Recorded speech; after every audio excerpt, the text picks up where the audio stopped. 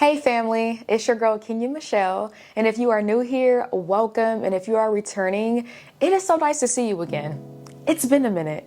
Okay family, so we are going to be talking about why you should stop feeling bad, why you should stop beating yourself up and feeling guilty over that last relationship, situationship, whatever the case it might be. Stop beating yourself up about why it didn't turn out the way you thought and the way you wanted it to turn out, because newsflash, it had nothing to do with you.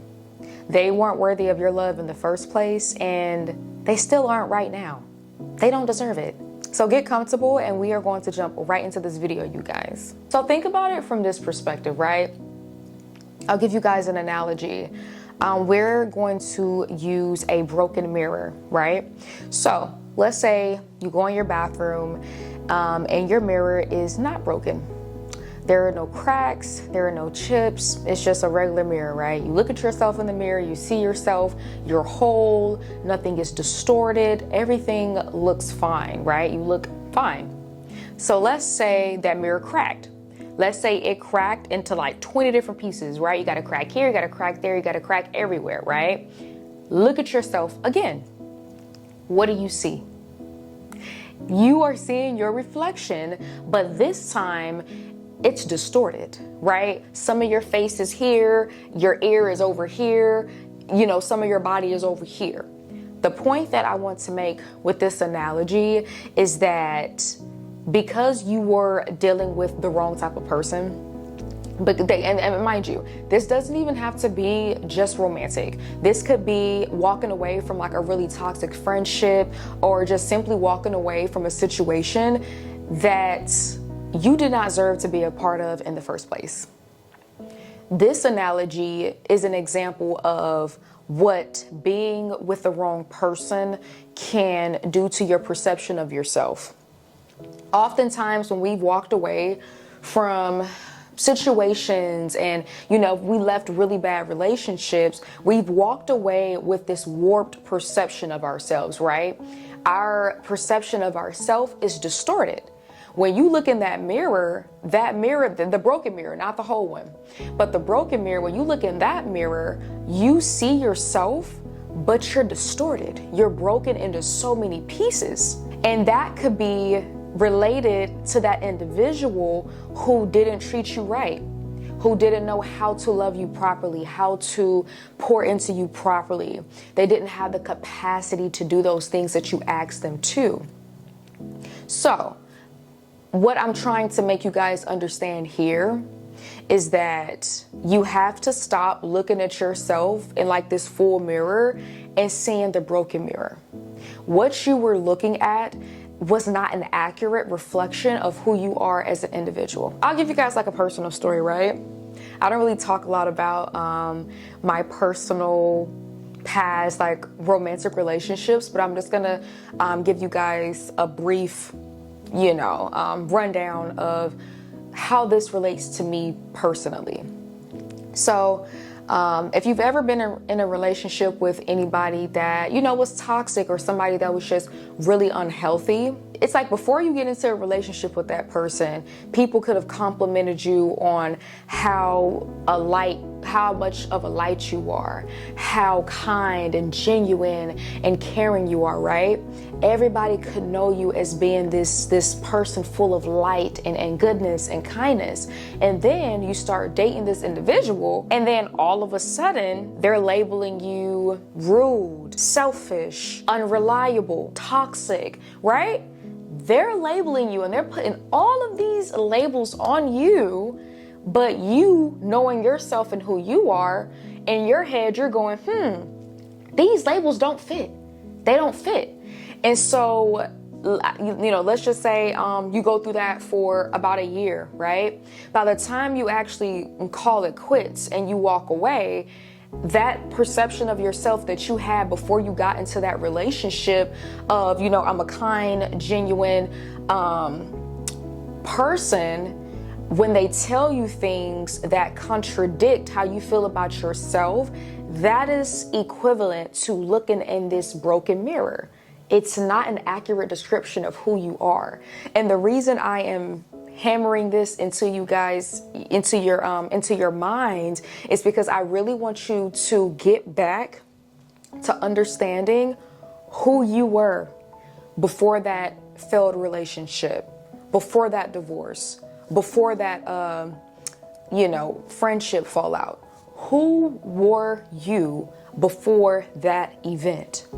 Piggybacking off of what I stated earlier when I was saying they didn't have the capacity to treat you and to hold you, I'm gonna dive a little bit more deeper into that, family, because sometimes, like when you're a great person, and I'm just gonna assume every one of you guys watching this, you guys are great people. You know what I mean? Like, myself included, we've all went through a situation where we've gotten involved with somebody, for one, who did not deserve us, and for two, they mishandled us. But you have to understand that the rejection of love, the failed relationship, whatever happened, is not a reflection of your worth as an individual. Y'all gotta understand that there are some evil, depressed, soul-sucking demons and entities, and I'm telling you, that's walking this earth every second of every day. And because they are so dark within themselves, because they have so many voids, because they literally hate their lives, they try to find people like us, family, to latch onto us, to suck the living daylights out of us, to suck the light out, to suck the happiness, to suck the kindness out, because they are so miserable within themselves.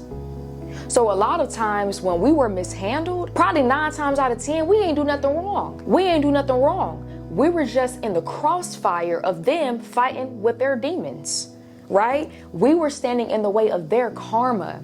So them mishandling you is not a direct indicator that you're a bad person. You did something wrong. It's all your fault. You need to heal. No, they need to heal, first and foremost. And second of all, what happened had more to do with them than with you. Now, it is unfortunate that you did get caught up in a situation like that, because again, you did not deserve that.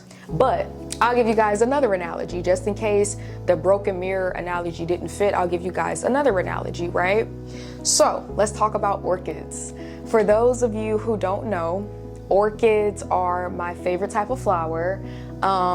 They're so beautiful. Like when I see, I think the thing that sticks out to me the most about orchids is that they're so unique.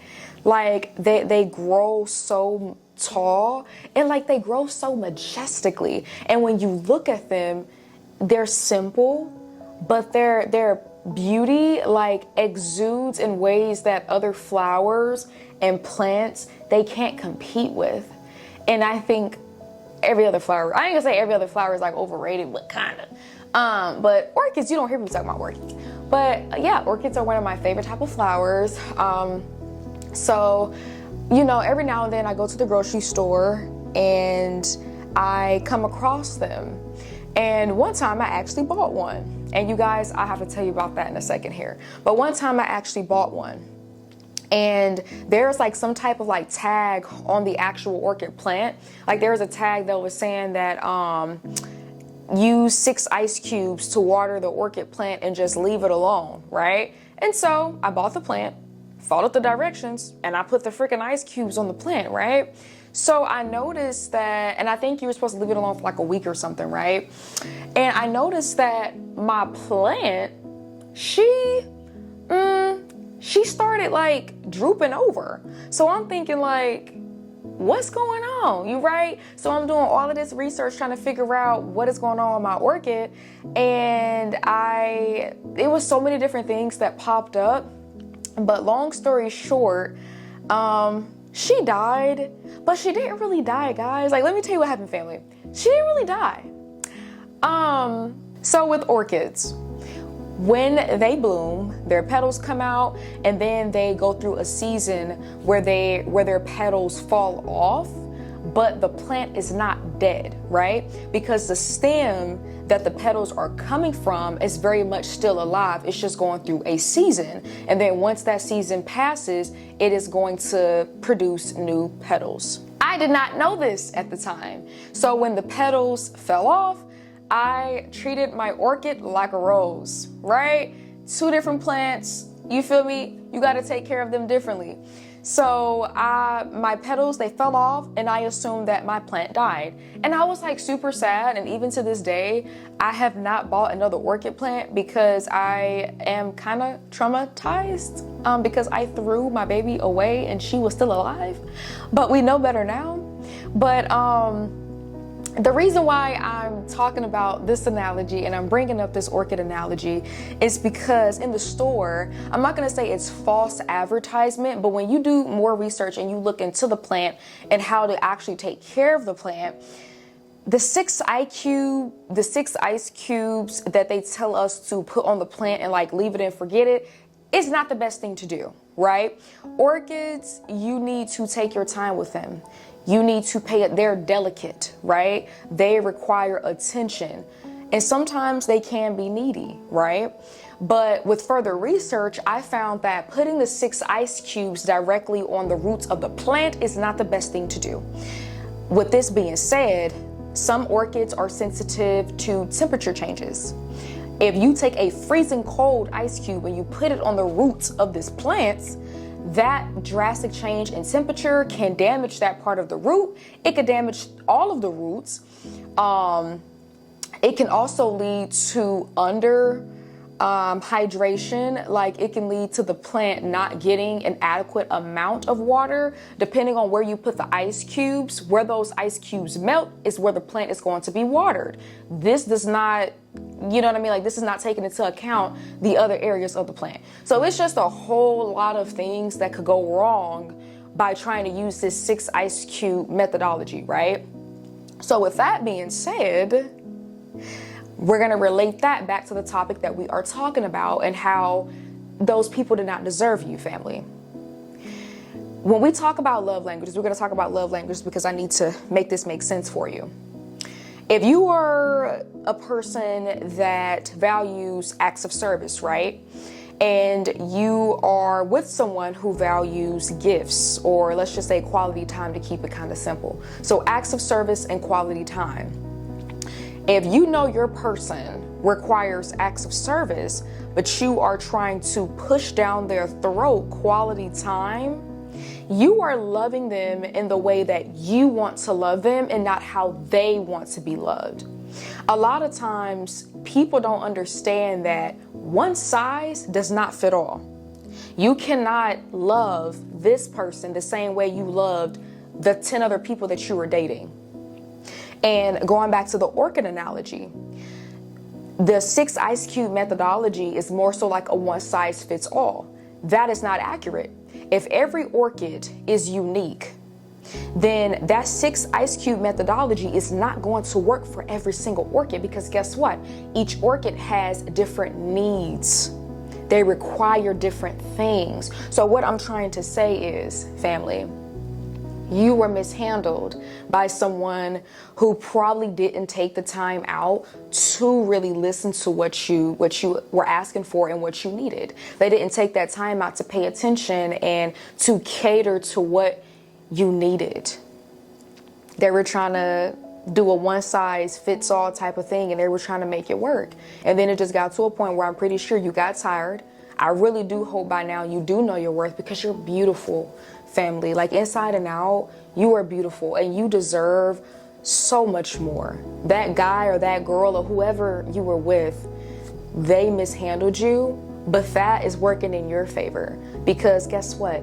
They made room in your life for the right person to come along, for the right friendships to come along, for the right situations to form. So they mishandled you.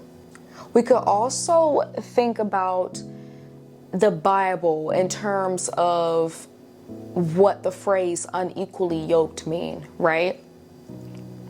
When I think of unequally yoked, and if we're talking about the Bible, when I think of that phrase, I have to do a little bit more reading on it, but from what I've taken away from it just by watching a few sermons and having discernment, what I think of is, let's say you're a Christian, but then you are trying to date somebody and be with somebody who is agnostic.